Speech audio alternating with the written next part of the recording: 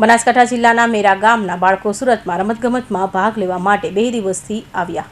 બનાસકાંઠા જિલ્લાના મેરા ગામના 40 થી 50 વિદ્યાર્થીઓએ 2 દિવસમાં સુરત આવ્યા તો સુરત ઠાકોર સમાજના આગેવાનોએ સેવા આપતા રહેવા જમવા અને સવારે ચા પાણી નાસ્તાની વ્યવસ્થા કરી હતી। તેમાં સુરત જિલ્લા પ્રમુખ દાદુજી ઠાકોર, નટુભા બારોટ, રમેશસિંહ ભટાર, બકાજી ઠાકોર અને સમગ્ર સુરત જિલ્લાના ઠાકોર સમાજના આગેવાન ખડે પગે ઊભા રહીને સેવા આપી હતી।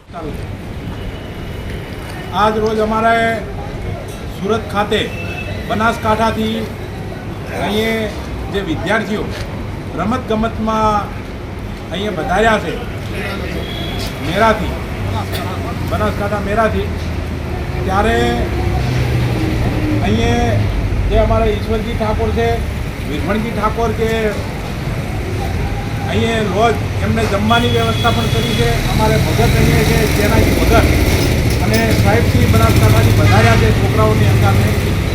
અને અમારે ભાઈ ઇકો જે આ છોકરાઓને સાચવીને લાવે અને લઈ જાય એવા સાહેબશ્રી પણ અહીંયા છે।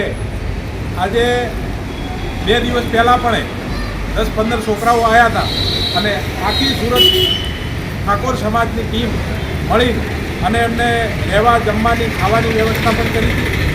આજે પણ 10 થી 15 છોકરા આવેલા છે, એમને પણ રહેવા જમવાની વ્યવસ્થા પણ કરેલી છે।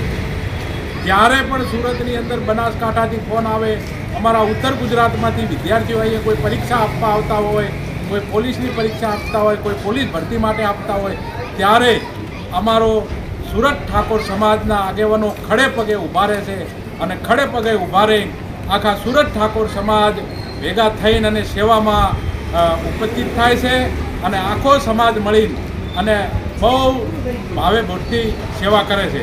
જય સદારામ બાપા।